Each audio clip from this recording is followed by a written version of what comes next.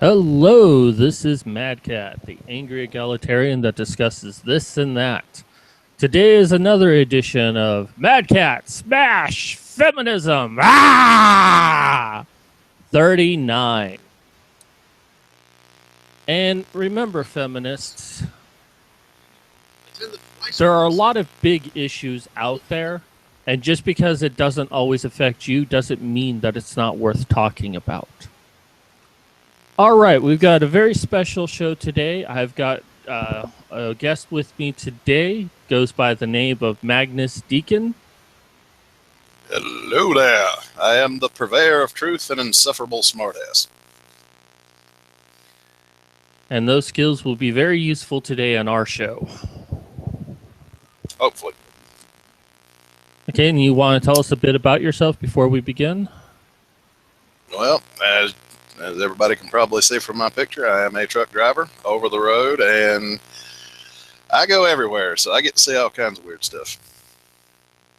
So as a truck driver, if I pump my arm, will you honk your horn or flip me off? I usually honk my horn, but I'm nice that way. All right, let's go ahead and get started today. I'll start the screen share. There we go. And if you are watching today and leave a comment, I will try to read it on the air as best as I can. Let's get started with our first article today. Cleared in campus rape, New Jersey student files false arrest suit. Oh boy, New Jersey, the plot thins. A St. Peter's University student has filed a federal civil rights suit claiming the Hudson County prosecutor's office lacked probable cause when it charged him with sexually assaulting a fellow student. Plaintiff Sammy Jerkoy was arrested November 12, 2014, 2 days after a sexual encounter in his dorm room with a female student, the complaint says. He was held in Hudson County Jail until December 2nd, 2014 because he could not make the $250,000 bail, the suit claims. The prosecutor's office administratively dismissed his charges on December 22nd before the case could be submitted to the grand jury. The alleged... there you go. What's up? That's it. Well, there you go. Mighty nice of them to let him out just before Christmas. The alleged victim, identified in the complaint as SSD, so she's solid state drive, described to investigators multiple versions of what happened during the encounter with the complainant. According to the suit, inconsistencies in her account demonstrate that she could not tell a credible story in an interview with investigators, that she described an event that could have been viewed as consensual sexual encounter, and that the problems with her stories should have alerted detectives that her allegations were insufficient to establish probable cause, the suit claims. Well, come on. That ladies, come on. Just because a guy sucks in the sack, that don't mean it was rape. Jesus. Well, there was one article I read that actually said that. That if a guy is bad at sex, it's rape. The plaintiff describes anybody know where I can get a male chastity belt? Yes, I believe it's called a circumcision. No, not circumcision. Castration. I get those two terms confused. Yeah, no, I kind of like the Franken beans where they at.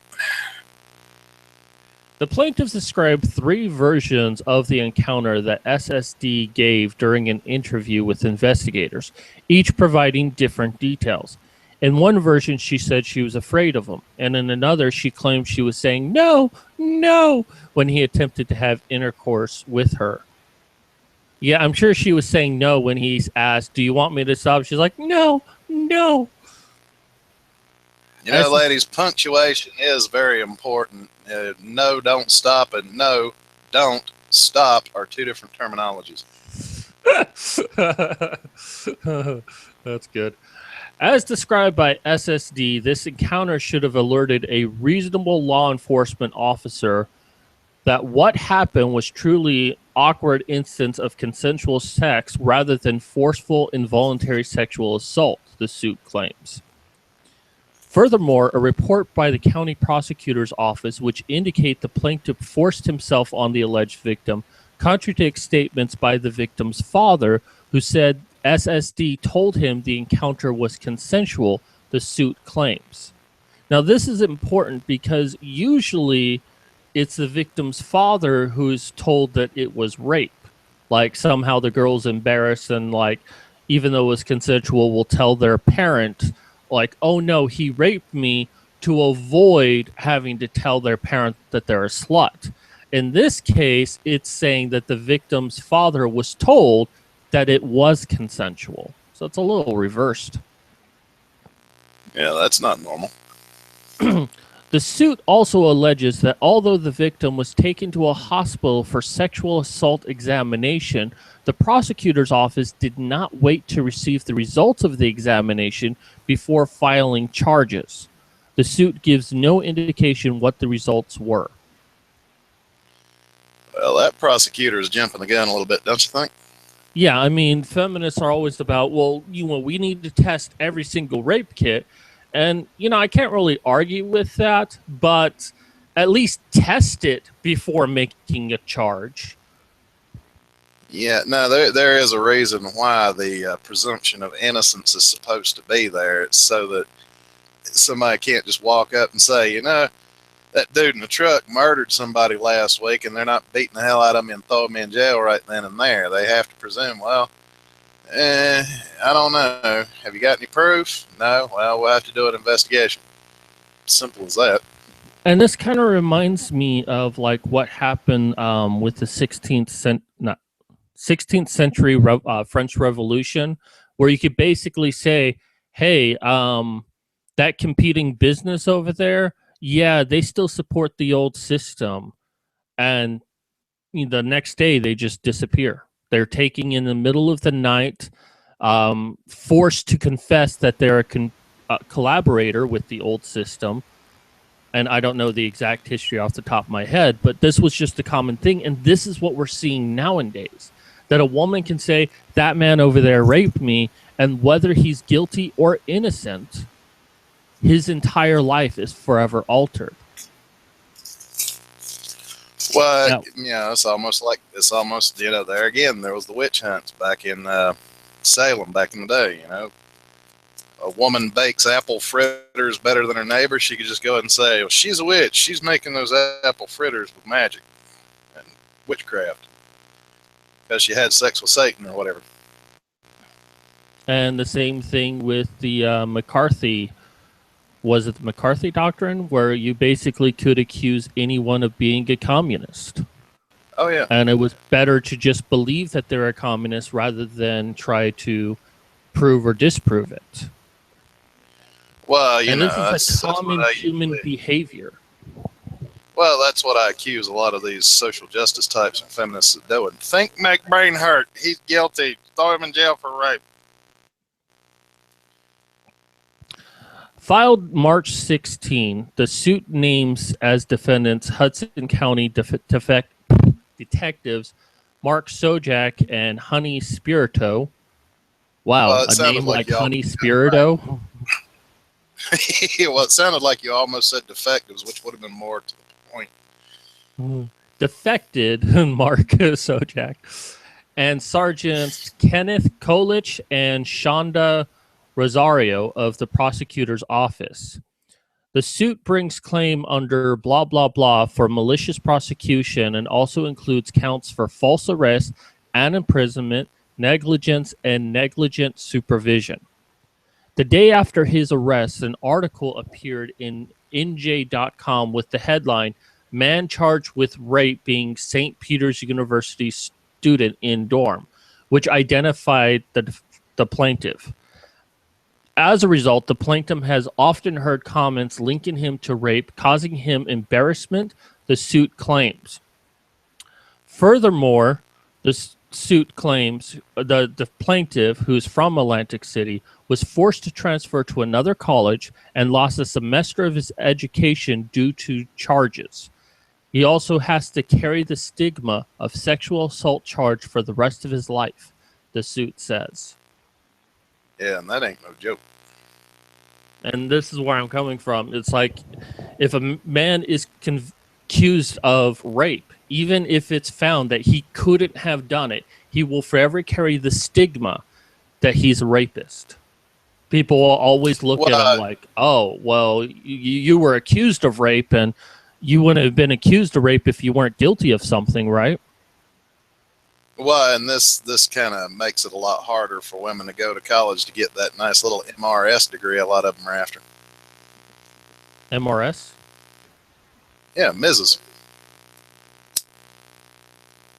If Oh, they you keep mean blaming guys for rape, how they gonna find one to snag when he graduates from his engineering class and goes on to make a boatload of money? okay, I see what you're saying. Yeah, and that's very true. But I guess the feminists are trying to indoctrinate women not to do this, which is both good and bad. But your whole life is just destroyed because some woman doesn't want to admit that she had consensual sex. And it's better to just say, oh, I was raped, and expect the world to believe you. Or if the world doesn't believe you, you'll have a group of feminist harpies support you. And it's like, well, this is just proof of rape culture. And no matter what, you're Well, going to get justification for your action. well, and what entertains me is these women would far prefer to completely and totally destroy a dude's life rather than have a little good-natured ribbing where her friends are running around singing, "You're a whore, you're a whore, you're a dirty, filthy whore."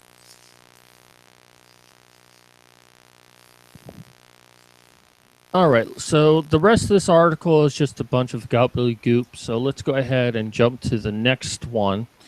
I went on a date with an MRA. Closeted MRA. Oh my God, no! Oh, I love how they got a picture of a guy sitting on a stool with, what is that, a trilby? Or I have no fucking I clue think which it's one's supposed what. to be a fedora, but I don't think it's an actual fedora. Could be a It's trilby. it's kind of like a fedora, which that's the connotation they're trying to throw out there. Just from the look of the guy's pants, the shirt, and the hat itself, and the little bit that I can see from the tattoos, that's more like a male feminist hipster douchebag. That doesn't look anything like any MRA I've ever met. No.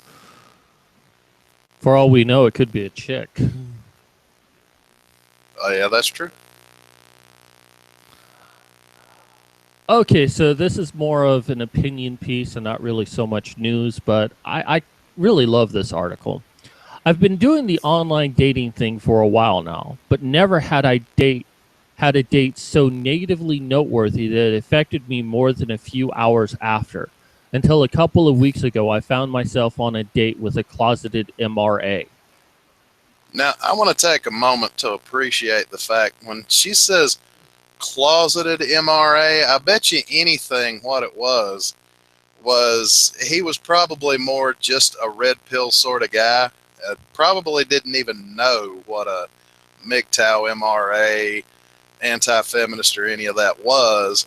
And chances are that's why she says closeted MRA, is because he just had more red pill knowledge than most of the guys she's dated, so he wasn't about to put up with any bull crap and was like scrutinizing her under a freaking microscope.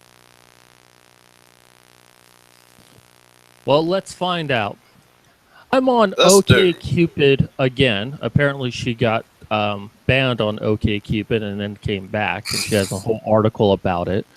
Tinder, Bumble, Plenty of Fish, and Happening. I go Wow, on holy many crap. dates. Pouring herself out all over the internet, ain't she? Sometimes there's a fiery chemistry and the date lasts for hours and hours. Other times there's an absence of any sort of spark or attraction that I generally mourn the time wasted.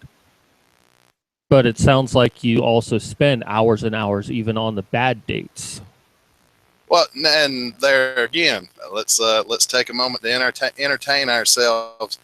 Sometimes there's a fiery chemistry, and the date lasts for hours and hours. So you're telling me the relationship never goes beyond a night where he dips his wick and takes off the next morning, and you never hear from him again? Is that what you're telling us, lady? Come on, fess up. But even the worst date I had didn't come close to being on a bad or emotionally trying as the one with the closeted MRA. Oh And no, what did he do? now the closeted MRA description is purely my own and based on the conversation we had on our 6-hour date. I met him on That couldn't be too horrible. It couldn't have been too horrible if you actually spent 6 fucking hours with the guy. I mean, you did say that fiery chemistry and dates last for hours and hours, so 6 hours would be a hell of a date as far as I'm concerned. I met him on Bumble and thought he was better looking than the average guy. We had a cheeky, playful repertoire on text, and I had fairly high hopes for the date. Hell, I was even looking forward to it. So you Now go on tell us, dates that Sally, you're not where it looking all forward went to? wrong. Yeah, tell us, Sally, where it all went wrong. Everything started off okay. He wasn't as attractive in person, and I didn't like the way he talked, yet you spent 6 hours with him. But I gave it a chance because he Oh, seemed to be intelligent and capable of conversing like an adult. let's entertain ourselves again. He wasn't as attractive in person. Okay, so from his pictures, he was more attractive than average, and they had great fun in text. But now that she's met him in person, what changed it? This sounds like an after the fact going, well, maybe he wasn't quite as great as I thought. And most likely it's a hindsight bias in that, but it's like she's sitting there she's basically objectifying him. And if this was a man writing this article, feminists would be all over. It's like, well, you're just only interested in her looks and blah, blah, blah. They would be all over him if he did this. But a woman does it. Oh. It's okay that she's not really into his looks. Oh, that if it was a man saying something like, I mean, I've brought this up in one of my previous hangouts where three teenage boys were just talking about their preferences for women, and oh my goodness, the reaction: women were up their ass and scratching the back of their teeth for it.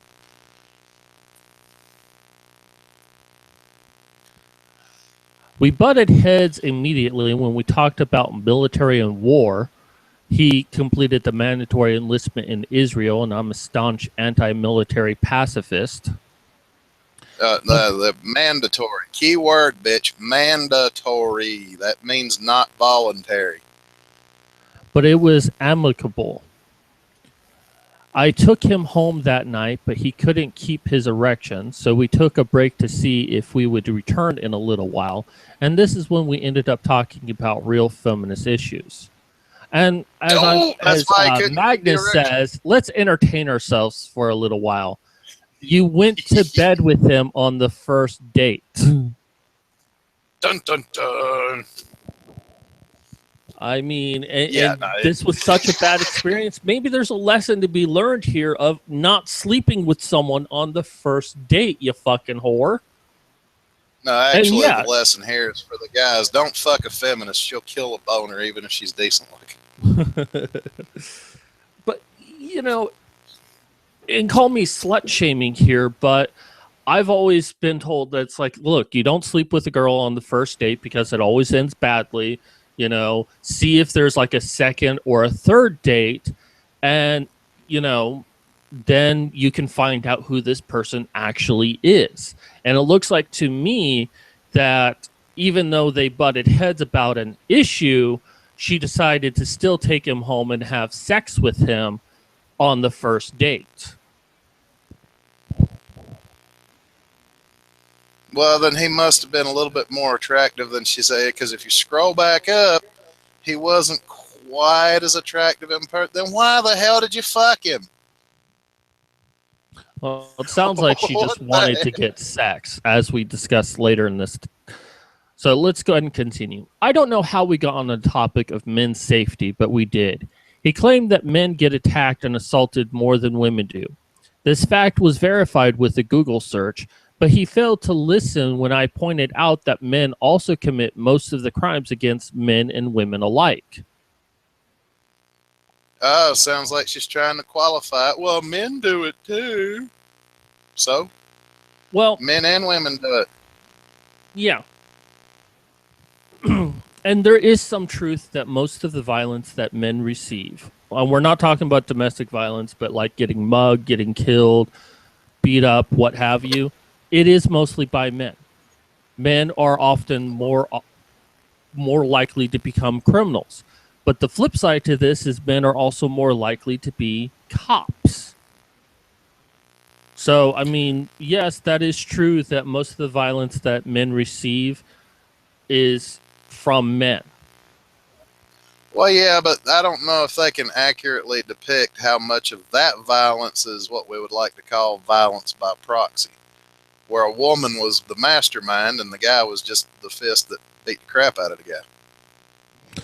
And no, there's no real way to know that. Now, the next line, they're talking about domestic violence. This line of talk eventually led to the talk of domestic violence. He claimed that men were victims of domestic violence just as much, if not more, than women, a fact that Google disproved, but he conveniently ignored this. And you'll notice that she keeps mentioning Google. Yeah, well, the thing is now, where was she looking for that on Google? Was it national statistics, government official statistics, or was it the typical feminist bullshittery statistics? That's the question. Yeah. And, all she's saying is she did a quick Google search. And, if you search into Google, domestic violence, if you type in domestic violence men, what you often get is men causing domestic violence. You really have to search a lot of listings before you even get into anything of male victims of domestic violence.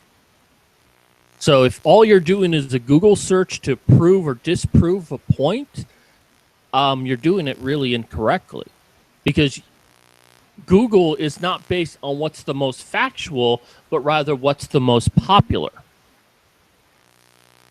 What are more people looking at when they look up these specific terms? But what really throws me here is that, while they're waiting for him to get an erection again, they have a conversation and she has to go on Google to verify or disprove his facts. She can't have a simple conversation about this. She has to definitively prove her side of the conversation. And the further we go into this article, the more I'm trying not to laugh, because the more I'm hearing Aesop's fables coming back into my head, and particularly the fox and the grapes. I've mentioned this quite a few times, where, I don't know, just a quick rundown of it for your listeners. Aesop's fable about the fox and the grapes is a fox comes upon a big old bunch of grapes and he can't quite reach them. No matter what he tries, he can't get them. So at the end, the fox is walking away like, they probably taste crappy anyway. That kind of thing, where it's like, yeah, no, you can't call sour grapes just because you couldn't attain them somehow. Yeah, and I think that that's what this is as well. But let's go ahead and keep reading, because I think you'll find that that's exactly what this is. Well, this is just more proof to that old saying that I've used many a times, and it's going to hold true probably forever. The 3 fastest ways to spread any kind of information: telephone, telegram, tell woman. Yeah, it's a bit outdated, but it still makes sense. Yeah. Maybe replace telegram with telecommunications. Well, It has to be because telephone, telegram, tell woman. It's kind of Right. hard to say telephone, email, tell a woman. Yeah, Well, no, that doesn't. well, telecommunications. Well, I guess telephone, but telecommunications can also refer to the internet. All right. Yep. So we moved on to talk of parental rights. He said that unlike women, men could not legally give up their parental rights, which is actually true in Canada. I agree with him It's that true in a lot of the westernized countries too. was a sexist law and pointed out that while feminism works to repel gendered laws like that, its first and foremost responsibility Bullshit. is to women. His response to that was, Bullshit. when feminists champion for men's rights as much as women's rights, then I will consider them allies. Slow clap. And I think that's a very fair point. I mean, why? Yeah, women's rights are all well and nice, but, women are fighting for that. So men need to focus on men's rights. And let's excuse for the fact that women don't really have anything to fight for. Wouldn't it make sense that women focus on women's rights and men's focus on men's rights? If feminists want to have that sort of separation. But no, that's not what feminists want. Feminists want men to support feminism and to support women's rights and not ever bring up any discussion of anything that happens to men. And anytime it does, it's immediately dismissed.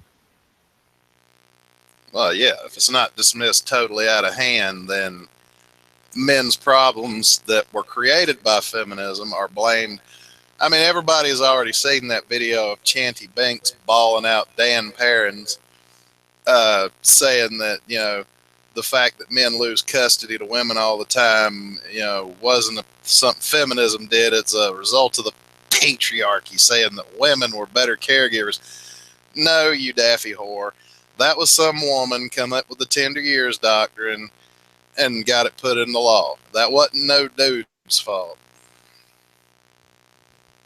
Because once upon a time, because men were financially responsible for children, they also were the primary caregiver in case of a divorce.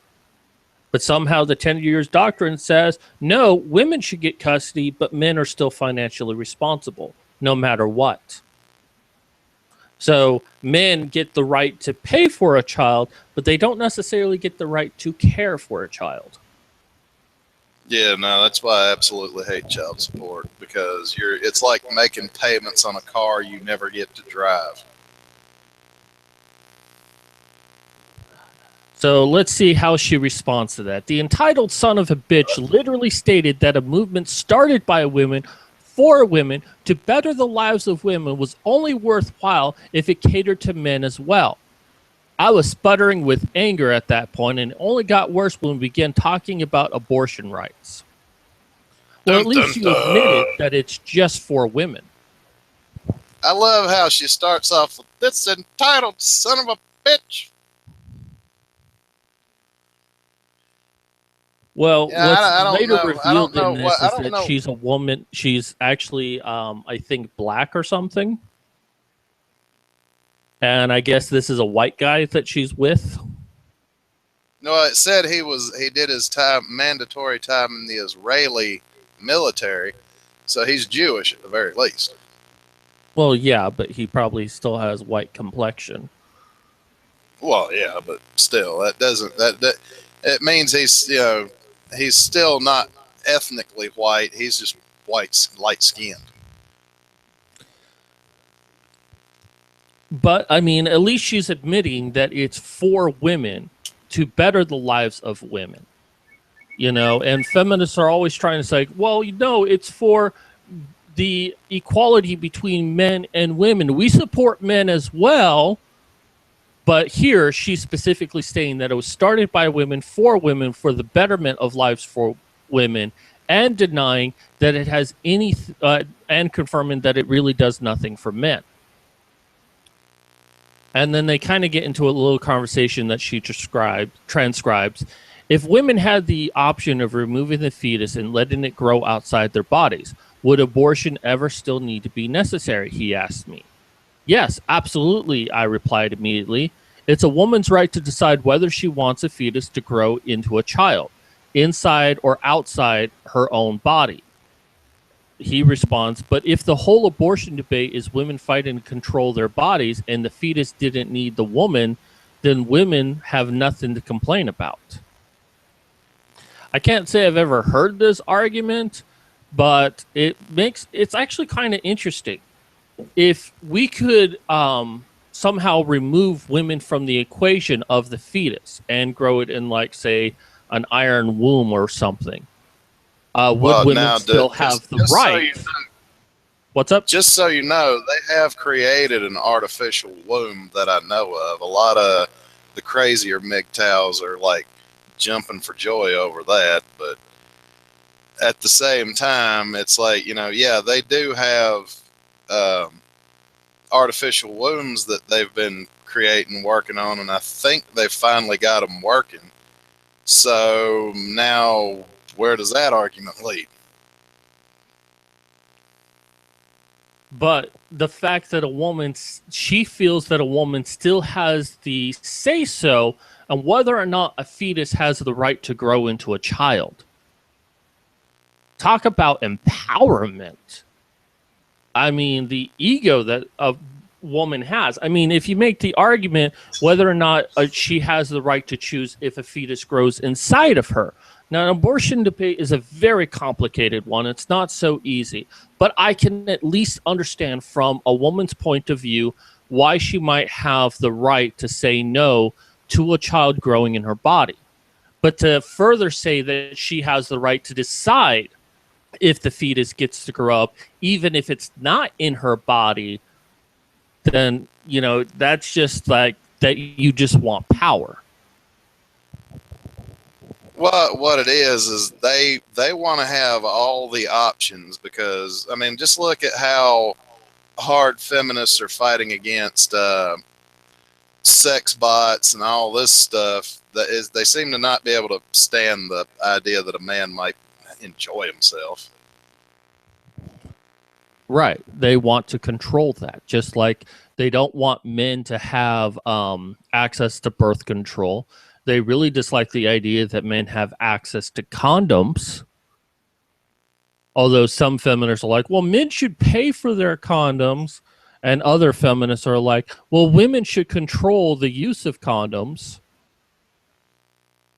Well, They the want double to standard, the double standard in feminism is stunning on a level that's almost impossible to describe. They want, like, what was it, Hobby Lobby back a while back? It was a Christian-run company, and feminists were all up their butts because they didn't think it was their responsibility to pay for women's birth control that worked for them through their insurance, which it's not. If men have to go out and buy their own damn condoms, then you can go out and buy with your own money any of the plethora of female contraceptives that are out there. Well, that's only true so far, though. True to a point. If the purpose is just for contraceptives, then yes, I agree, women need to pay for it themselves. But there are actual medical reasons for contraceptives, such as preventing cysts on their ovaries, which can lead to cancer. And if it's given for that reason, which is a medical reason, then I can understand insurance is covering it, if that is a danger in a woman. But just for contraceptives of not getting pregnant, no, you need to pay for that yourself. Well, yeah. Well, it's funny how, like I was talking about that double standard. I mean, guys are always told, well, if you didn't want to have a kid, you should have kept it in your pants.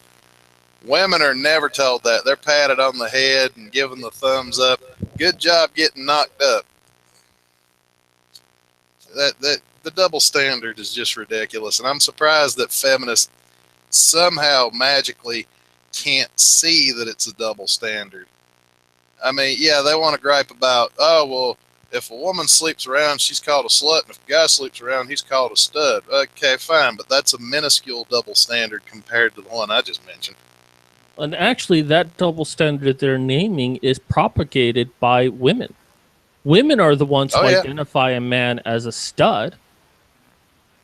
And the only reason why a man is seen as getting any sort of respect for sleeping around with a lot of women is because that takes a lot of hard work to actually do. You have to have a really good job, you have to have a lot of money, you have to be very good looking, you have to have very nice clothing, you have to reach this level um, in women's minds that is mostly impossible for any man to achieve just to be able to sleep around with a lot of women. And in fact, one of the videos I did a few weeks ago, there was an article that showed that women are only interested or mostly interested in men who make more money than them.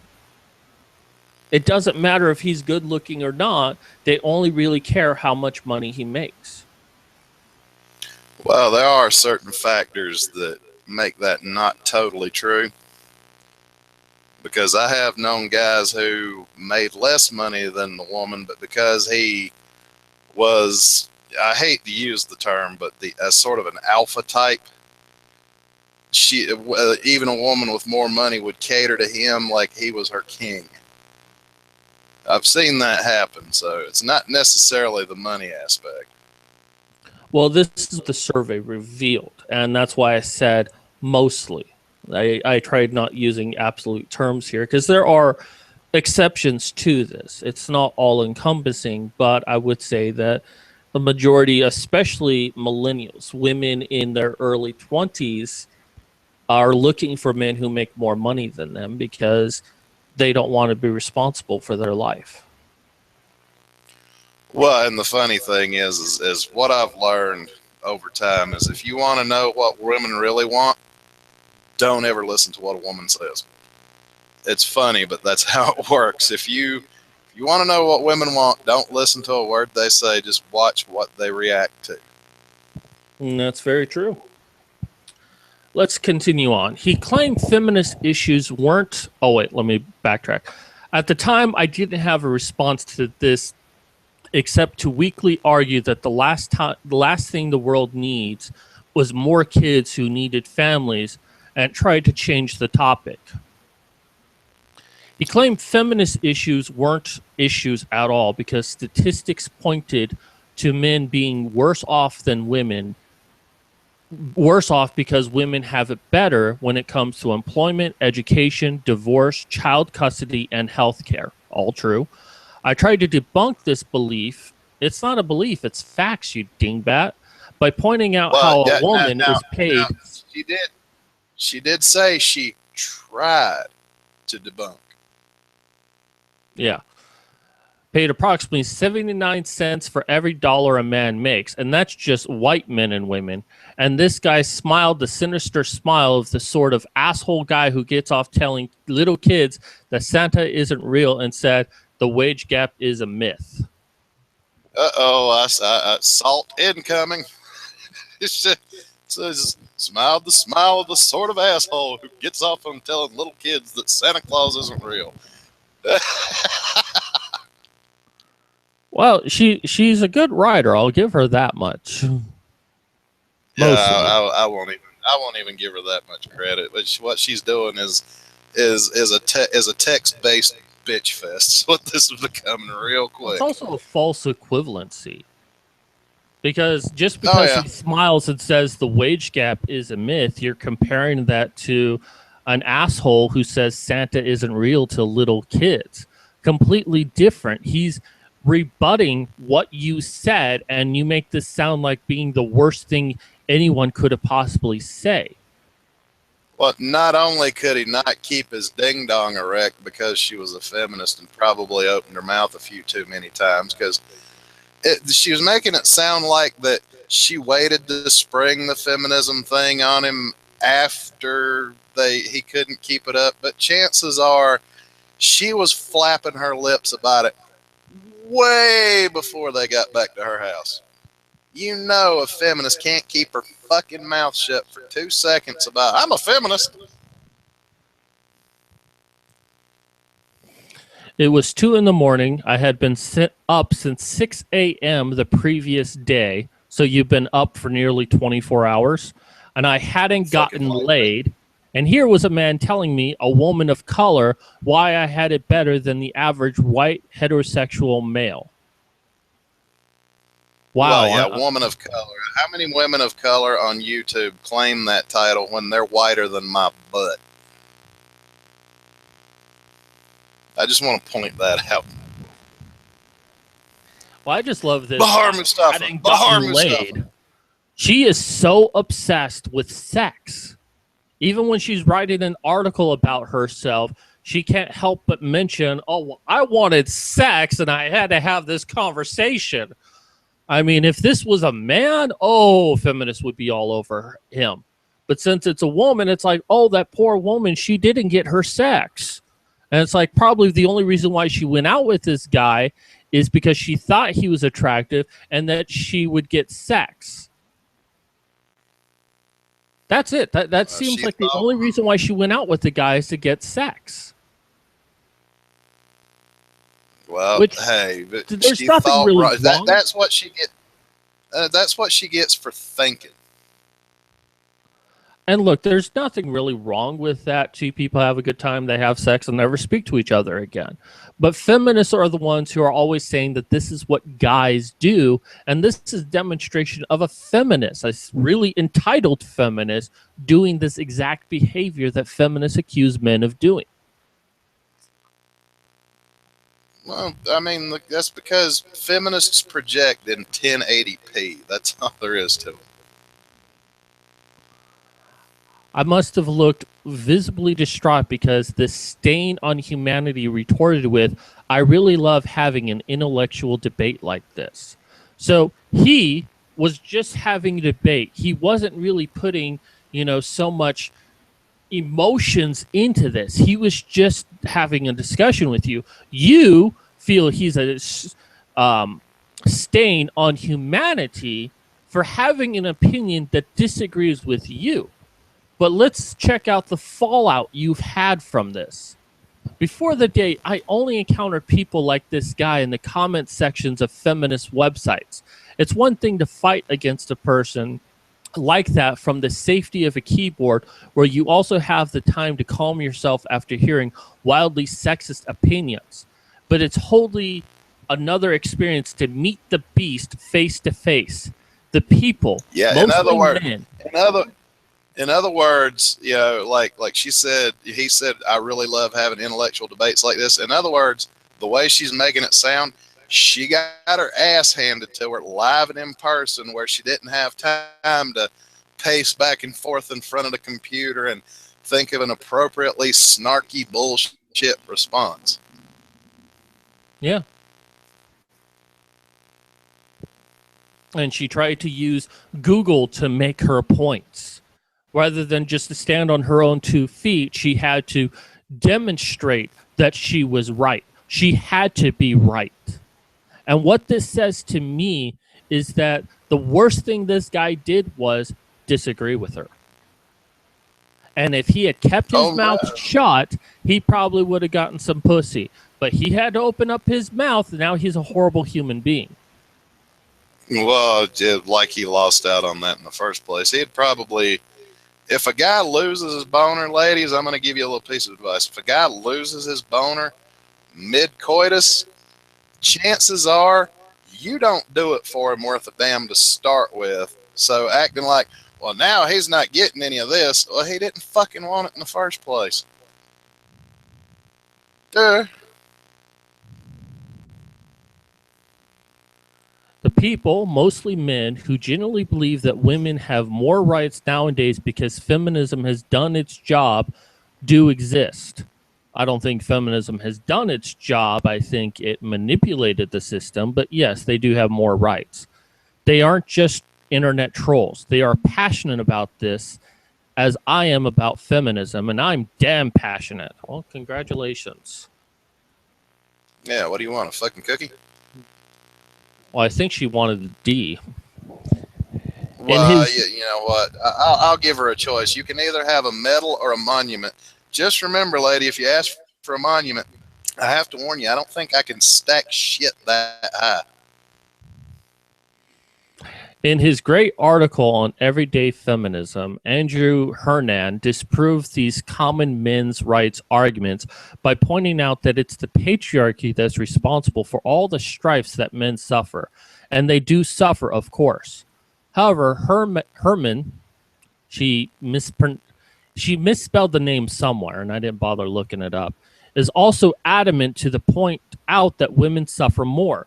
The issues that most men's right activists claim to support, the Canadian law that allows men to give up parental rights, the domestic violence that men also face, the high rate of male suicides that are likely the result of undiagnosed mental illness, are already being fought for by feminists.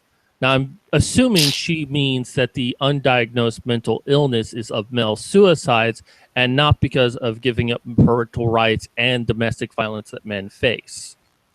Yeah, and after having seen how good of a job feminists are doing on male issues, if I haven't already said this out loud in front of a whole group of people, I'm going to say it now. You're fired. Get out of the way. We need people who can actually do the fucking job. Feminism is fighting the patriarchy with all its, which is the source of all of these problems. And what few men seem to realize is that the patriarchy is not a pseudonym for all men. No, it's Bullshit. so two things about this. First and foremost, it's not all men. No, it's just the men that you think are the problem. You see this as, well, all men have the highest political positions and financial positions, so there must be a patriarchy. And they're the ones who are responsible for hurting everyone, even though that there are women in top positions that could technically be considered harming men and women, but we ignore them. But you say, oh, well, all men are in a position of power, but you don't see any women in a position of power. Or if you do, they're so few and far between, and they're set to such standards. And so you created Now, this patriarchy to explain all of this. Go ahead. I was going to point this out. I was going to do a live stream on basic politics, and I have to point this out. You know what? Women make up what 51 to 49 of the percentage of the voting block, at least in the United States that I know of. Yeah, they also And make up in the 51% of the population. well, now here's the thing. Out of that 51%, it's probably far more lopsided because anybody in the United States that's been convicted of a felony is no longer eligible to vote. And how many? So let's take the number of men and women in the prison system. How many men have been convicted of a felony? How many women have been convicted of a felony? So that would skew the voting block even further, possibly to something more like 57% versus 43. And I'm being generous there. It's probably worse than that, but I'm going to go with that because I don't do freaking math. You know, my philosophy is math, not even once. But so if the voting block is skewed in women's favor, even by that much, the fact that women don't get into politics is because they don't try at all. I mean, there's women politicians, but there's very few of them because would it be a surprise if women are like, yeah, no, screw that. I'd rather do some cushy office job somewhere. I mean, far be it for me to support Hillary Clinton anywhere, but look at her. She went from the wife of a president who then became a senator for New York, did run for the presidential election, but got beaten out by Obama, and then was not elected, but was put into the Secretary of State by Obama. I mean, this is a woman that actually did try, and maybe she failed a few times along the way, but she still kept doing it. And she's running for what, the second time now? And looks like she has an honest chance of actually winning. I mean, I hope that doesn't happen, but she tried. And Well, especially yeah. since, Well, I mean, there's a lot of female politicians who, made it to the big time, like Margaret Thatcher, and I can't think of any, I can't really think of any right off the top of my head because I pay about as much attention to politics as I do who won the Super Bowl, which is not at all. yeah, I'm the same But way. But the second but problem that's with this, if they would actually try, they could probably get it. But keep in mind what the point that I was making with the with the voting block thing is the fact that women are the ones majority voting these people into office. So how is that men's fault? well, and the thing about that is if all women came together to vote for one woman, even if she wasn't on the ballot, there's a very good chance that that woman would win. And it's also been shown statistically that women are more likely to vote for a man than they are for a woman. This actually happened in Mexico not too long ago, where a woman was on the ballot to be president, and most of the women voted for the man. Women Oh could have yeah, had a chance to have a woman president in Mexico, and they went with a man. But the yeah, second problem with her statement about the patriarchy, and that's what feminists is doing, is this concept of trickle down. I call it trickle down economy, but it applies here that if feminists defeat the patriarchy, that all men's problems will be resolved. And that's such an idiotic way of looking at it. You don't, I mean, like, yeah, cut off the head of the dragon, the other pieces fall apart, or the hydra, whatever it is. I think it's a snake. Anyways, you cut off the head and then everything falls apart. And they think that if they stop patriarchy, then all problems will be resolved. Even if they created a woman system of government where women have primary control over everything, every decision making process is women, it wouldn't actually solve things overnight. There's problems would still remain, especially for men. And not because of a sexist issue, but because there's a reason why men have these problems. Okay? Now, part of it is because of the unfair bias that our society has on men, but other things like suicide, it's because they have personal problems and they're not getting the help they need. And magically taking away the patriarchy doesn't solve that problem. The way you solve the problem of male suicide is by trying to understand why men want to commit suicide and trying to solve that problem individually. Individual yeah, issue not rather than a all or nothing issue. yeah. Well, the funny thing is, at this point, if you ever hear about me committing suicide, it's going to be out of sheer boredom. This horrendous state left me shaken. I fell Not into a stirred. depressive rut for a week following self-harm for the first time in months because I had an epiphany that despite how much progress feminism has made, we are still miles away from achieving the goals of intersectional feminism. Oh no, Why? she self harmed. I Why do bet you that guy feel went so home, shaken up beat off, about and this? fell asleep. Because, like I said before, you can tell by her tone that in a live debate, she got her proverbial ass handed to her. And this guy probably went home, beat off, launched out the champagne of victory, and fell asleep. And yeah, I now that you make that mention, that makes perfect sense to me. She was defeated. She was told that she was wrong and she's not used to that, especially being a minority feminist, because it's all about intersectionality. And she's probably used to the echo chambers that tell her that her viewpoint is right. And for once, she's challenged, and that makes her want to cut herself. Or whatever form of self-harm she decided to engage in. Cutting herself's probably most likely, but how bad?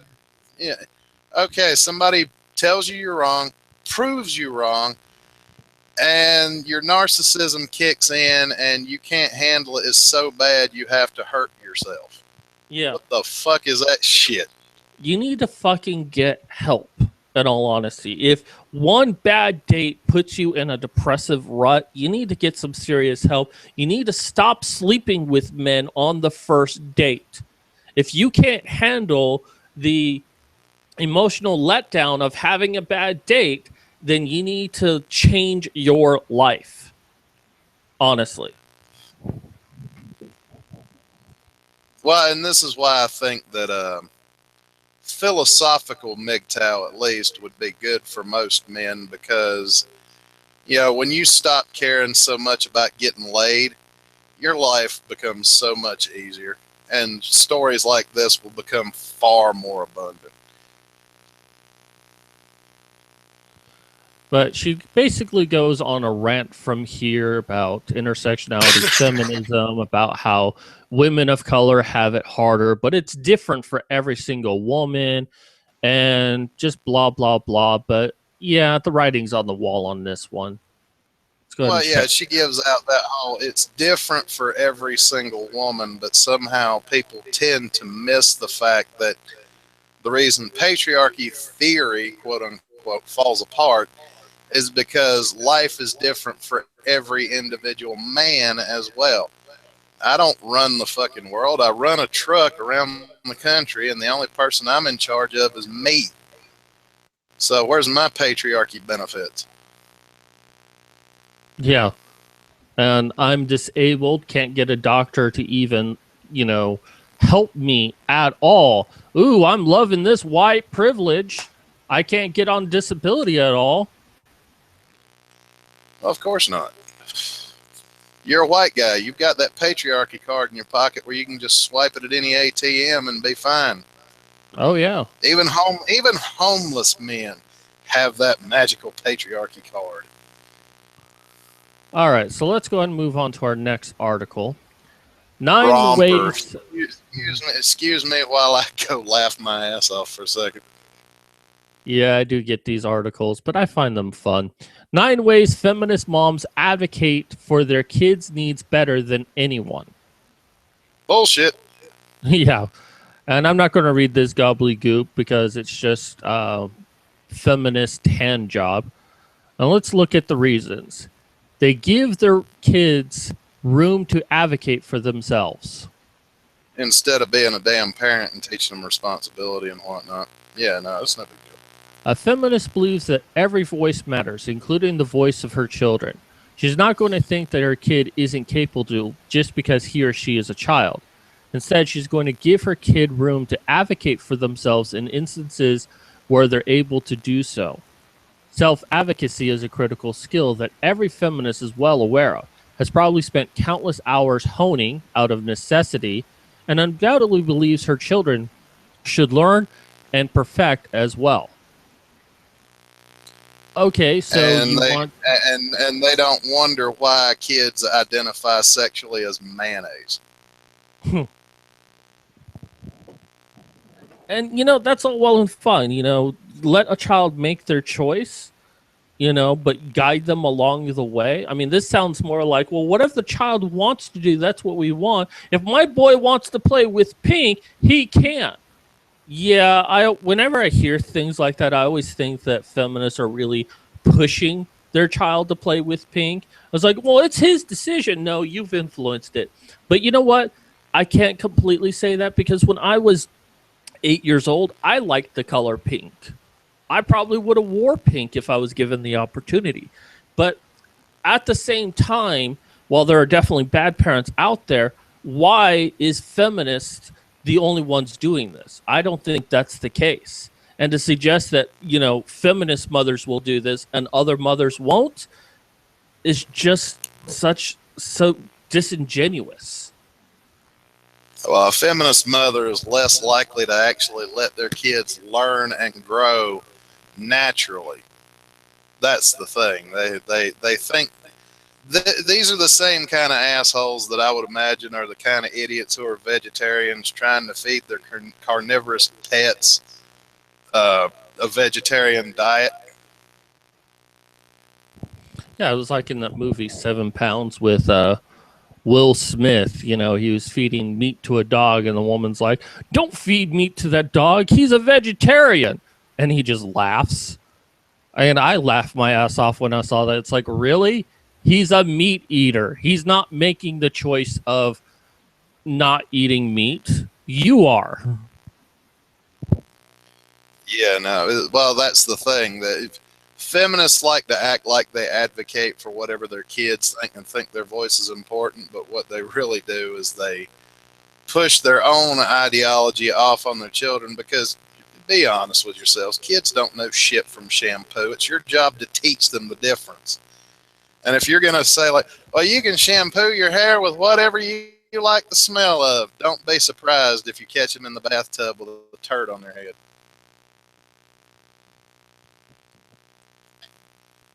And you know what? All parents do that to some degree, but I think feminists are worse about it. That they will interject what their child believes and doesn't believe. And I've seen parents do this, like, well, my child is a Christian child, or my child wouldn't be interested in something like that. They speak for their child not because they know what their child thinks or feels, but because if they're the parent and they know everything about their child because that's what they themselves believe. They believe that a child is an extension of themselves. Mothers are especially bad at this.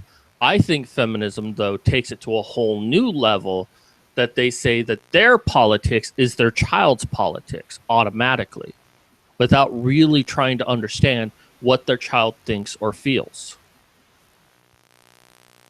Yeah, I think the worst thing that could happen to a feminist is for their kid to grow up to be an MRA. Well, isn't that what happened to Sage Gerard, though? I don't know. I think his mother is like a kind of know. feminist, and he became an MRA. Well, now to be fair, my mom's a feminist. Okay, so moving on. They speak up when necessary. A feminist mother isn't afraid to speak up and voice her concerns, especially if it means someone will call her loud or rude or perennial favorite a bitch. Oftentimes, women are Well, no, told. chances are if somebody calls you an asshole, it's because you're acting like an asshole. Just a food for thought, people. Oftentimes, women are told they're loud when they're just really voicing an opinion. Yeah, when you're shouting at the top of your lungs, voicing your opinion, you're being loud. And that they're emotional when they're just passionate about something. Well, being passionate is an emotion, even if it's vital, important issue. Unlike men, women are expected to shrink themselves so as not to offend anyone. But a feminist mother isn't going to buy into the patriarchal narrative that shames women for standing up not only for themselves, but for others. What does that have to do with parenting a child? Well, and these idiot ass feminists don't know that there is a fine line between being passionate and histrionic. Yeah. By the way, if you are watching and you want to leave a comment, I will try to read it on the air. But,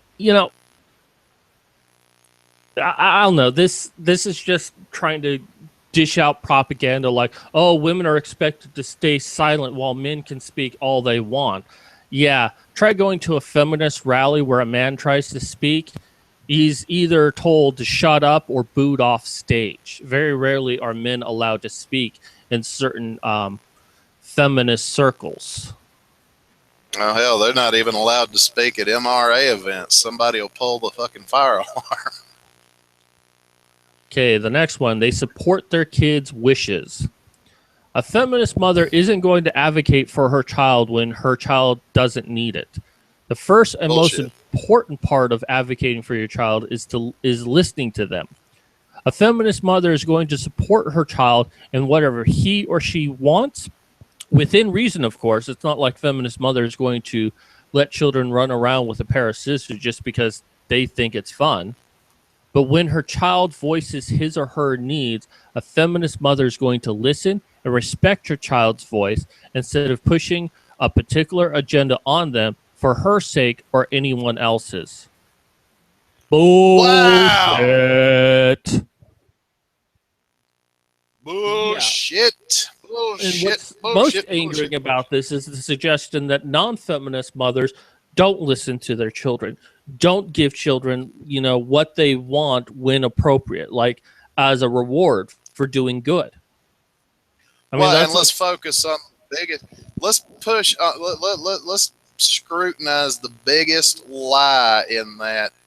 Where scroll back up just a tad. Instead, yeah, a feminist mother is going to listen and respect her child's voice. Now for the biggest lie on the whole fucking page so far. Instead of pushing a particular agenda on them for her sake or anyone else's, that is pure weapons grade bullshitonium.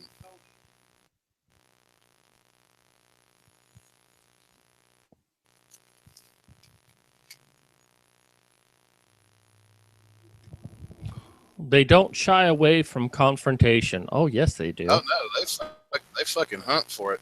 They go out looking for confrontation. Well, So until they're confronted and basically told off, and then they can't deal with it. Like the last article, that woman wasn't ready for a man to actually put her in her place and tell her that she was wrong and handed her fat black ass to her. on top of rejecting her sexually. Right. She couldn't handle that confrontation, and it left her despondent for weeks afterwards. So they might seek confrontation, but they will shy away from it one way or another if they're not the winners. And in Oh fact, no, this I've happened. had plenty. I've had plenty of times so far on Twitter where they some of them will seek confrontation just long enough to call me an idiot and tell me I'm blocked when they're probably somebody I've never even heard of. Or if they're not gonna block me, if I point out how full of shit they really are in a funny, sarcastic, and smart-assy way, which is what I'm prone to do, they won't even respond because they don't want anybody to see that, yeah, I just got my ass handed to me verbally. Or in text, actually, and under 140 characters. And that's the example of shying away. Once Oh, yeah. you showed them that they can't mount an argument against you because you have facts on your side, they try to get away as quick as possible.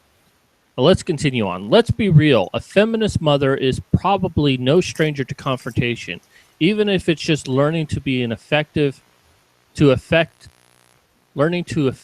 manage it when someone else initiates it. I think we would all be hard-pressed to find a feminism who hasn't met by unbridled, even violent opposition by individuals who either don't understand what feminism actually is or don't like the idea of losing their social or cultural privilege in the name of gender equality. Having met or overcome such opposition, a feminist mother isn't going to be afraid of confrontation when it comes to speaking up for her children. Violent Parents opposition. speak up Wow, for you their mean children.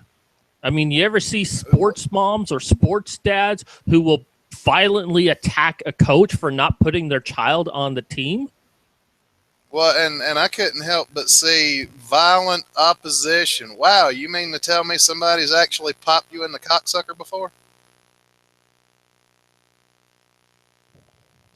That would be magical right there. I would pay to see that.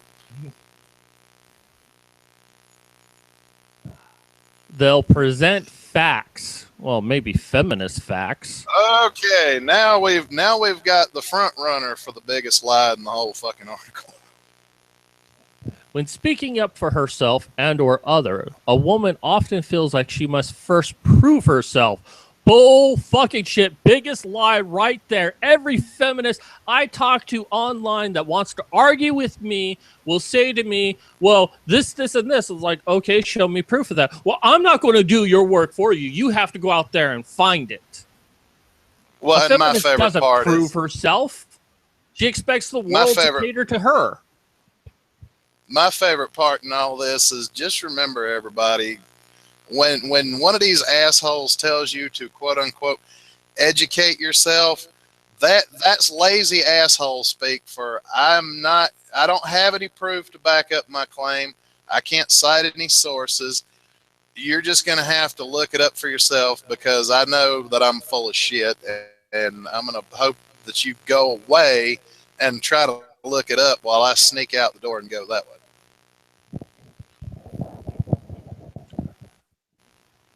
Whether it's dressing down her femininity so she's taken seriously, or presenting a relentless list of facts that someone couldn't possibly argue against, I would love to see those facts.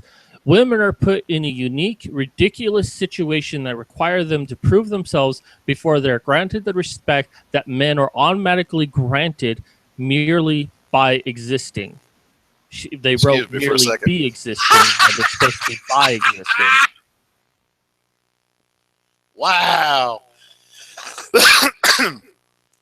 This whole article just feels like somebody standing right in front of you and they just unzip and start pissing on your foot just like it's nothing. And then they're like, don't understand when you're like, excuse me. Yeah, and a lot of this is just saying how feminist women are better, not necessarily how they'll be better children. Not once does this one even talk about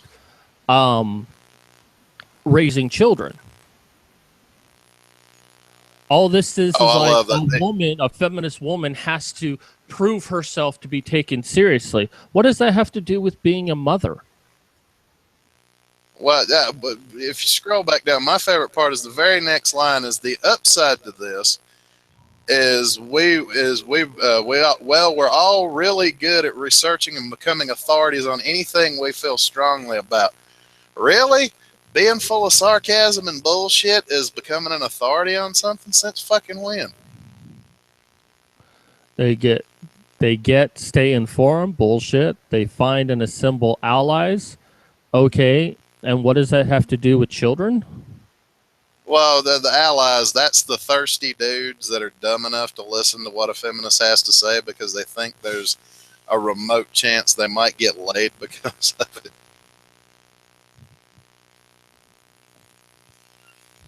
And before any male feminists come in and start trying to bawl me out like I don't know what I'm talking about, dude, shut up. You know damn good and well that there are plenty of dudes in the male feminist camp who that's the only reason they spout that bullshit is they're hoping somebody will touch their ding dong. They'll find someone else if necessary. If advocating for her child continuously falls on deaf and defiant ears, then a feminist mother isn't about ending the conversation altogether. She'll look somewhere else. Sometimes, simply put, you can't fix stupid, and a feminist mother knows that even when you don't want to, you have to pick and choose your battles. You mean pick and choose when to run away from battles? She uses that phrase, you can't fix stupid. I don't think it means what you think it means. And they're not afraid to rely on themselves. I think there's a lot of single mothers out there who's not afraid to rely on themselves, and some of them who will purposely rely on themselves rather than to get help from, say, the father who wants to be part of the life. So this whole article has been the fucking Casey Jones train wreck of articles so far. Yeah, all this article is just saying how feminist women are better, and not so much how they make better moms. More than that, it doesn't really say how women are not stacking up, nor anti-feminist moms or fathers don't stack up with this, because a lot of the things they mention is something that parents already do to some degree. And to suggest that somehow feminist moms do it better, you haven't really made your case. All you've said is that feminist women are just plain better. Well, that's that. Yeah, when all you have on your side is snarky, pseudo intellectual bullshit, that's the kind of crap you're going to spew out into your article. And let's move on to our last article today: the myth of male suicide pandemic. Oh boy, here we go. I know a few people that would chew that dude a new asshole just for even saying that, just for the title alone. All right, so suicide is the number one of cause of death for men under 35. This tragic So far, so truth has become the awareness-raising factoid du jour. Nowadays, you can barely turn on the television, open a newspaper, or get on a bus without being reminded of the epidemic of male suicide. I don't know. I Oh, kind of consider really? that a good thing. Really? Really, asshole? Since when? Show me this newspaper or bus that that you're getting on that has a big ass sign that says something about male suicide. I mean, if the NFL can have commercials about ending domestic violence, that men are responsible for that, why not have something on the TV that says, let's get serious about male suicide? What's good for the goose is good for the gander, right? We're barely even into the first mini paragraph of this article, and I already smell a lie like a fart in a car. God, I love these idioms you have. Recently, London commuters will have noted a poster campaign called Man Dictionary, run by a campaign against living miserably or calm. These posters offer definition of macho hangups ranging from mansion to change the subject when a bloke says how he feels to the more morbid man down. One of 13 men will take their lives every day in this country. Keeping men alive by talking is the tagline. What? Okay. Hold the fuck up. Man dictionary, mansion, man down. What the fuck? Can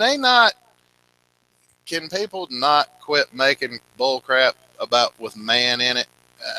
It's starting to get fucking ridiculous. Yeah, it is.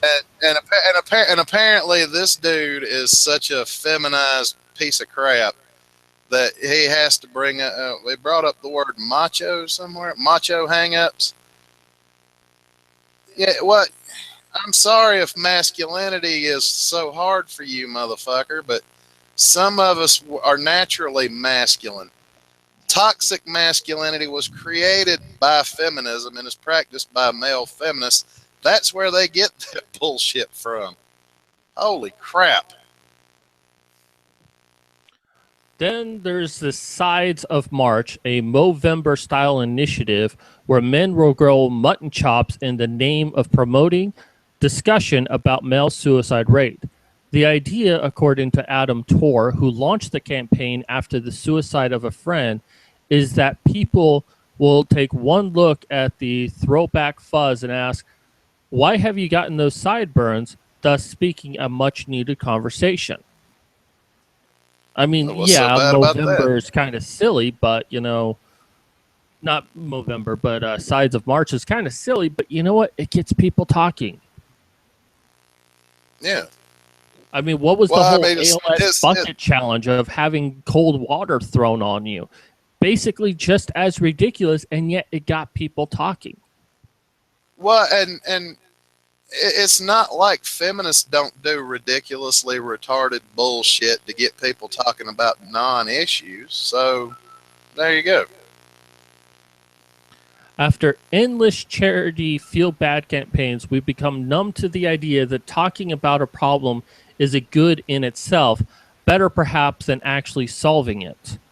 Okay, this makes me really pissed off right here because it's like, oh, well, all you do is talk about it. You don't do anything to solve it. The way you solve a problem is by talking about it, by getting people to talk about it and spreading it around. You can't just throw imaginary money at the problem if you can't get people to raise the money. It's not like the men's rights movement has all of this money because it's the patriarchy and we have our special patriarchy cards and we could solve this problem, but we don't. It's because no one gives a shit and we keep talking about it until people do give a shit about it. We have to make the world aware that this is a very big problem. And I plan on making this point today in this video that this is a big fucking issue that we need to deal with. Oh, but you're not actually doing anything. Fuck you, you fucking asshole. We are doing something. We're talking about it, and little manginas like you are trying to destroy what we're doing because you don't want to read it on a subway bus or something. Fuck you! I could be wrong, Madcap, but you sound a little upset.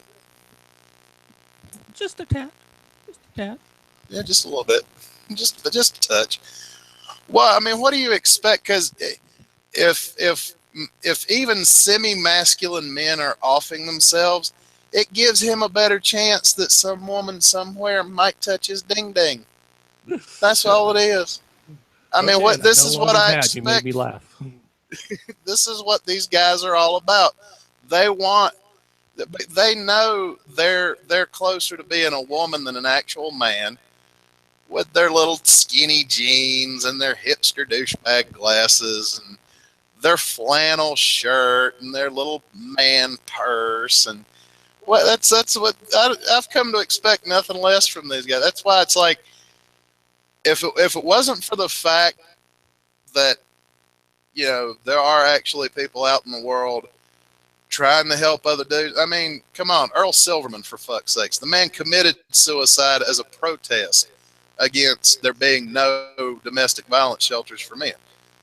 And as much as I think that was stupid, I still respect him for it because it was his way. It was the only way he could figure to raise the awareness. And apparently, thanks Canada, you made his sacrifice completely in fucking vain. I heard something different, that he really was depressed and the constant attacks that he received for even trying to open up a shelter from feminists and the failure of it altogether is what led to his suicide. I haven't heard that he did it as a means of protest. I mean, I'm not saying that you're wrong or right. I'm just telling you what I've heard. Well, that was the way it was told to me, so I don't, you know, I don't discount that it's possible that he did it as a protest, but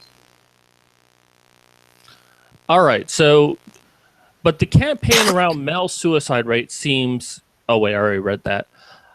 You can't be a guy and talk about needing help, says Calm director Jane Powell. You mean a woman is running this? This is why suicide is really a gender issue. There's no ducking this. Men's resistance to open up, campaigners contend, is the fault of harmful, boring, and archaic male stereotypes of what Jack Irwin, author of Man Up, Surviving Modern Masculinity, isolates as the legacy of wartime men who weren't able to talk about or show any kind of healthy emotion.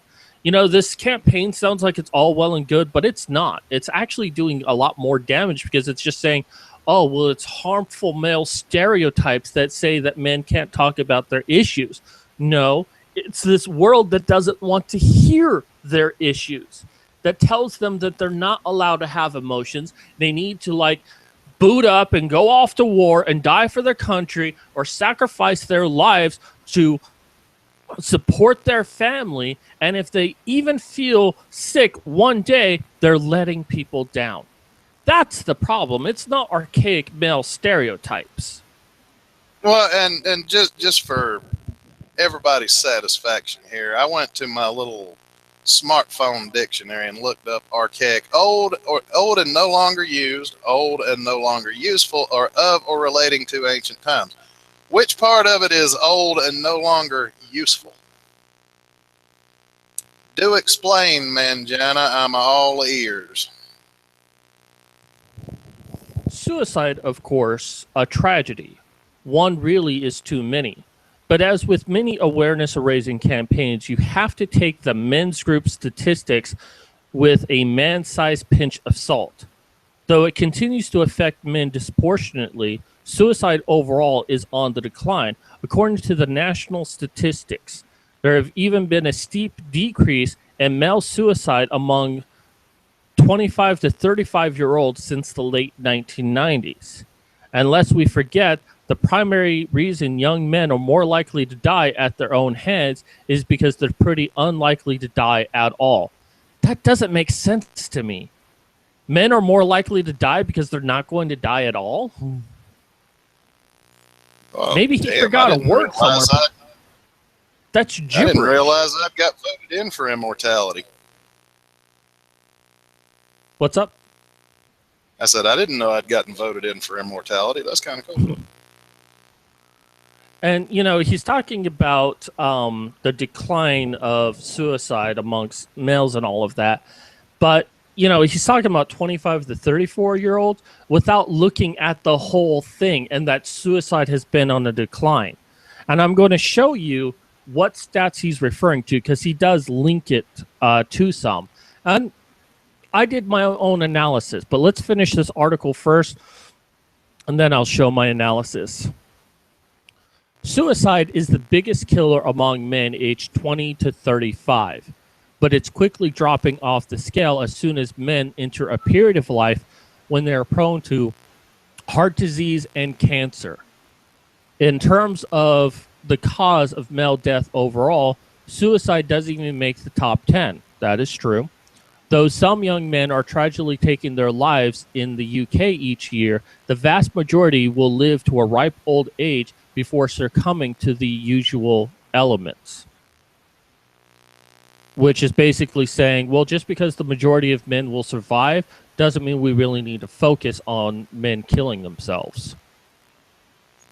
Yeah, well, you know, I remember when anybody getting killed or dying was, you know, such a horrible, terrible thing. But now it's almost like that feminism has successfully dehumanized men to where it's like, oh my God, do we really have to talk about men killing themselves? It's such a blasé topic. And looking at our chats, apparently Bill Cosby is still touching people. I guess he hasn't learned from all those lawsuits. Well, that drink he gave me the other day tasted a little bit funny. He said it was a hot Cosby.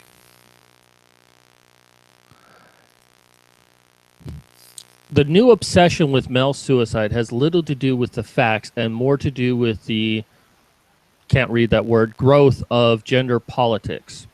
Men's rights activists... Well, which word was it? Oh, you're talking about, sclerotic? Yeah. Men's rights activists, those most won't to fearmonger over male suicide, have set about playing feminism at its own game. Just as feminist campaigners use shocking statistics about domestic violence to prove that all women, regardless of circumstances, are oppressed, men right types present male suicide as proof as the psychic impairment of all men.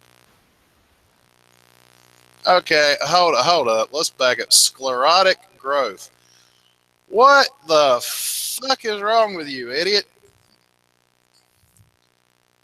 I just went over to grab my phone and pulled up the dictionary. What sclerotic? Let's read this out loud. Definition 1: being or related to, relating to the sclera, of relating to or affected with sclerosis. Okay, so what is the sclera, you might ask? The dense, fibrous, opaque white outer coat enclosing the eyeball, except the part covered by the cornea. What the fuck? Well, I think sclerosis, isn't that a skin condition? No, I think you may be thinking about scoliosis or something like that, which Possibly. well, I don't know. I don't know right off the top of my head, but it's sclerotic growth of gender What did you do? Fucking make up a word, or just try to get something that sounded stupid? Or what the fuck were you trying to do? Herein lies the great contradiction of men's rights activism. Despite positioning itself of the feminization of public life and the demonization of unreconstructed masculinity, men's rights activists still buy the idea that men are somehow deficient and destructive.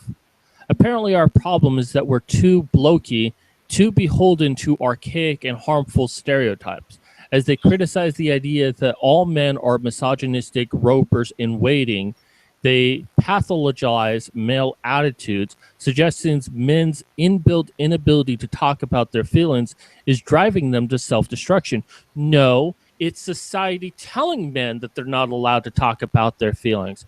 I used to talk about my feelings when I was younger, and I was basically told that I shouldn't be doing that so much. So I had to like kind of keep it all in, and it led to some very destructive behaviors on my part.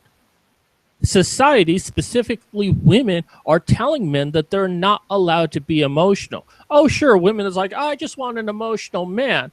But it's like Deacon said, if you want to know what a woman thinks, don't listen to what she says. Watch her reaction to things.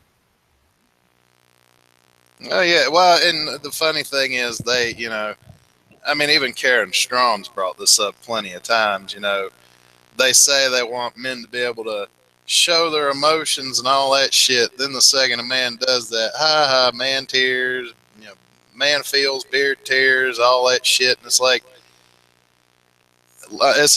ladies, if you stop and think for even 2 seconds, how are you going to expect a man to open up about his feelings to you when every indication he has is that's not only the worst fucking idea since Hitler says, "Hey, I got an idea."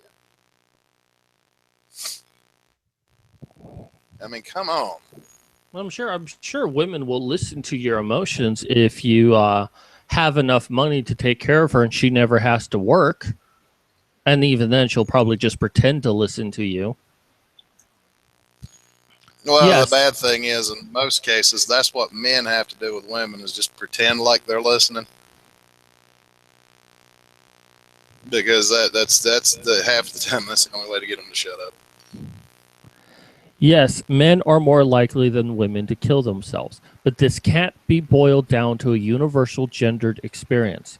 Men, on the whole, are more likely to work high pressure jobs. They're still, like it or loathe it, under the most pressure to provide. Perhaps these factors play a role, but they certainly don't for everyone.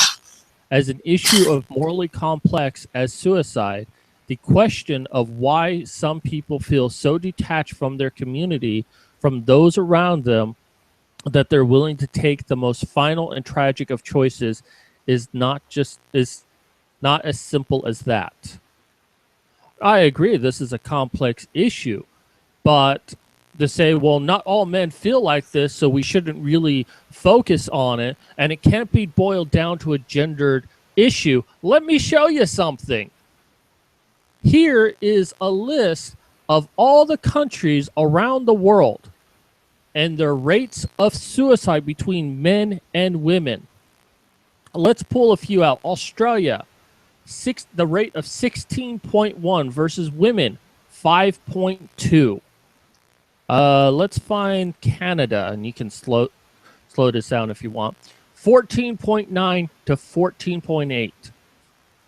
I mean, that's almost 3 times more men committing suicide in Canada than women.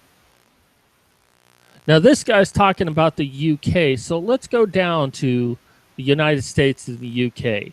In the UK, 9.8 versus 2.6. That's over 3 times as many. And the United States, 19.4 men versus 5.2 for women. But look at all of these countries. I think the there's only a few where women commit suicide at a higher rate than men, but but still, that's like the vast majority of the world, men are more likely to commit suicide at higher rates. Now look at Finland, 22.2 versus 7.5. Hell, I gave the link to Marking Bad the other day in our hangout that we did, but I did a hangout with Shinu Asami talking about the suicide rates in Japan, which are far more ridiculous.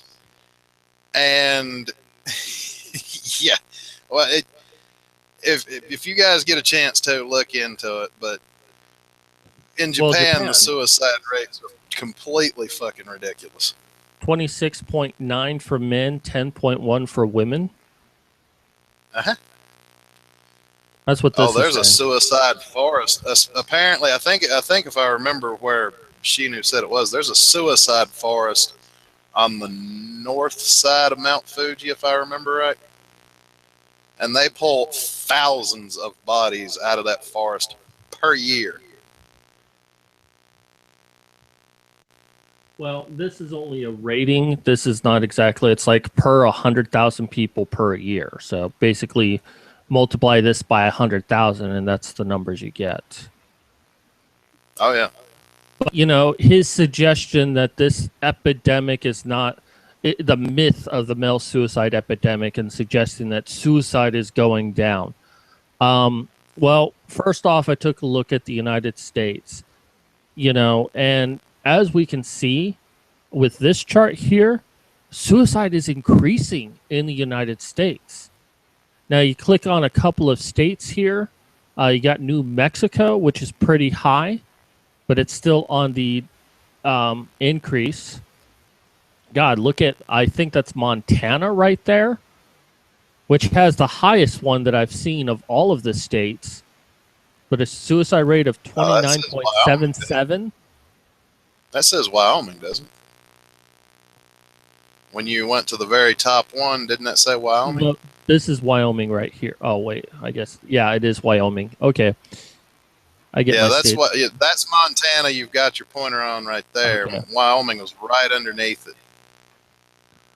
Well, I don't know all of the states, but but then you take Trust me, places like New York. New York has a low amount of suicides, which is surprising to me. I would have thought it would have been higher. But even then, that's still increasing. But he was looking at stats for not New Jersey, for the UK. So let's go ahead and look at the stats. Let's see if we can identify what he was talking about. So we stop screen sharing, activate it again. Okay, so here's the stats he was linking to. And it looks like just a whole bunch of numbers, but I decided to go ahead and put this into some charts so you can get a better look at it. So this is the total population suicide for the UK since 1980 all the way up to 2013. Okay, and it's not that drastic. It pretty much started off at about 6,500 down to 6,100. Looks like there was a little spike somewhere between 1985 and 1987. Yeah. And then its lowest point was in 2006. Okay, but it doesn't look like it's changed all that much. Let's take a look at female suicide. It's really that's been dropping like a fucking rock. Yeah. It's been dropping like a fucking rock. Now, again, its lowest point was in 2006. Was there something important that happened in 2006 that people wanted to stay alive for? Well, but after UK. That, it started. What's up? Maybe that particular date caught them in the middle of tea time or something. I don't know. All right. So as we But from 2006, it's been on the incline, but not that drastically. Now let's take a look at the men.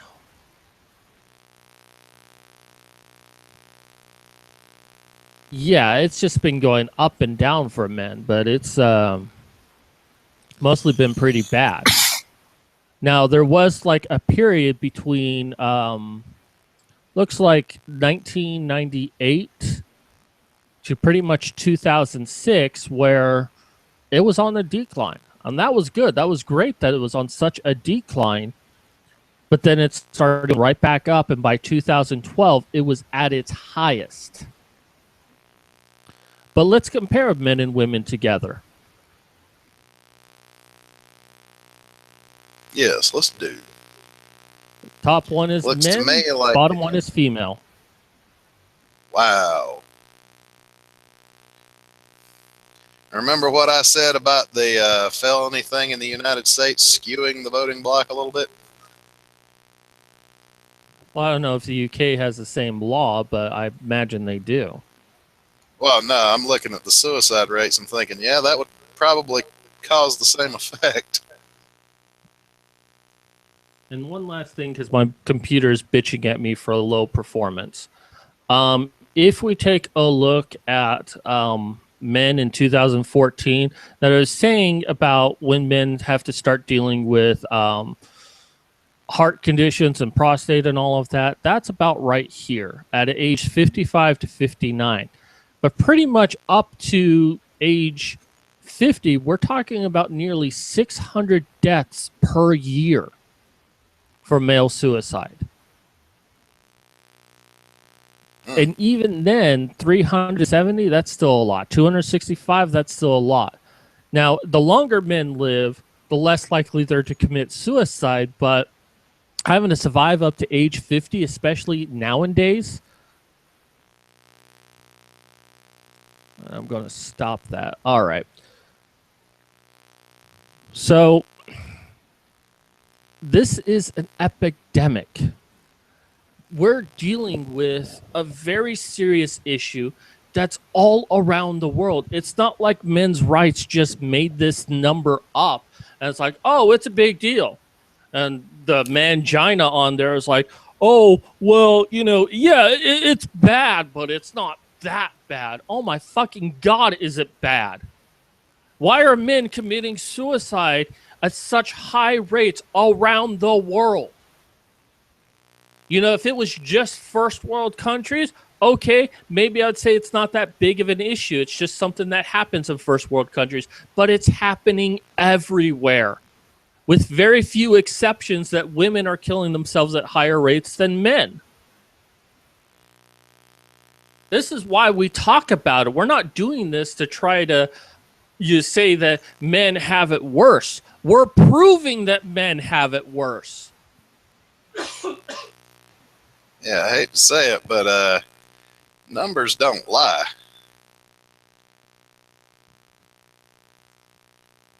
So, I mean, and his whole argument is we're making a mountain out of a molehill.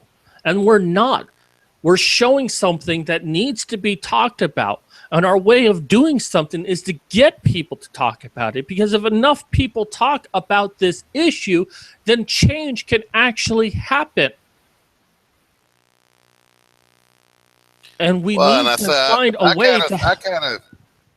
I kind of think the only reason those numbers aren't even higher than that is because there are guys like me out there willing to lend an ear to even a total stranger, give them a chance to vent their spleen, and then, you know, offer comfort and actually, you know, maybe even suggestions, and, you know, make them feel like, well, not the whole world's not against you, just feels like most of it is.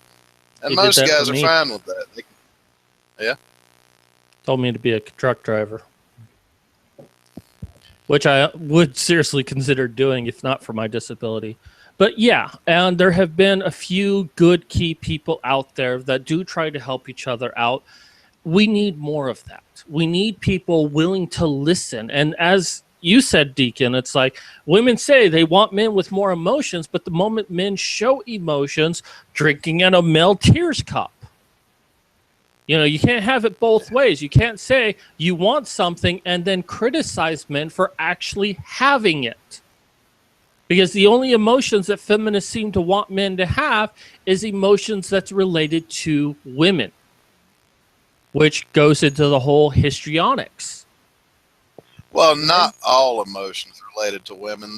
They will decry a boner if they get a chance. So, I mean, suicide is a very important issue for me because I've come close many times. I've even called a suicide hotline once that did absolutely nothing for me.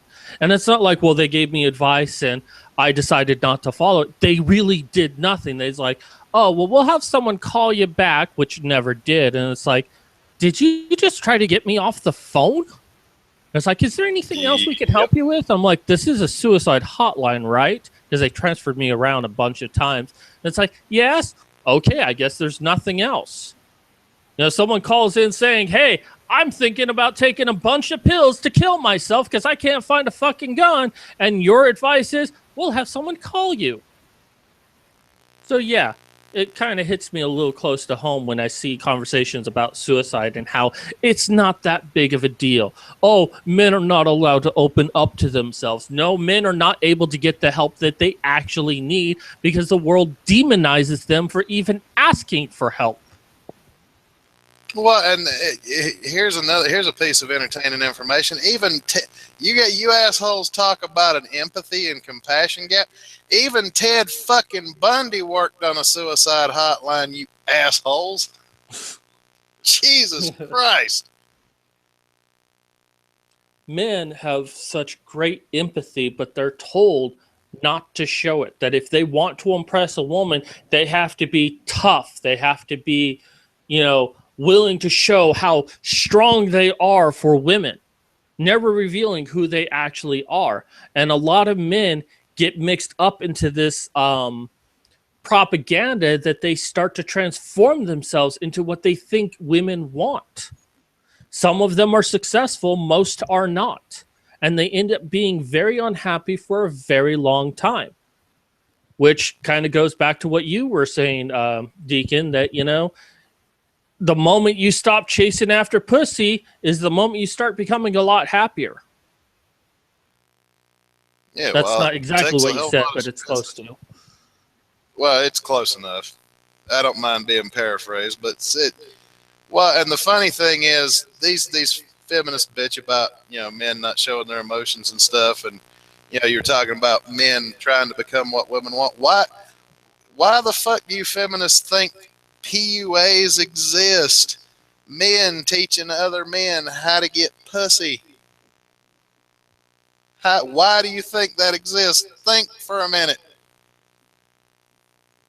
Because they set the standards too high that a person can't really be themselves. You know, we tell men, "Oh, just be yourselves. Girls will like you for who you are." Bullshit. Don't be yourself. You have to be what their ideal is of a man just for them to even let you have their pussy. To even Women don't have even a fucking relationship. Now, again, women not don't all even women are fucking like like this. each There other. are a lot of good women out there, but the majority of them are such shallow pieces of shit that think that the world should be given to them on a fucking platinum platter. Not a silver one, a platinum one.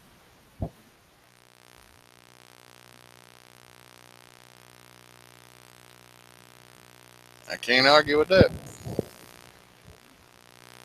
So, anyways, that's going to do it for me today. I thank you, Deacon, for joining me. Oh, it was a pleasure. I had a ball. Do you have a channel you want to pimp out? Well, my channel, Magnus Deacon, I do my Magnus Hangout.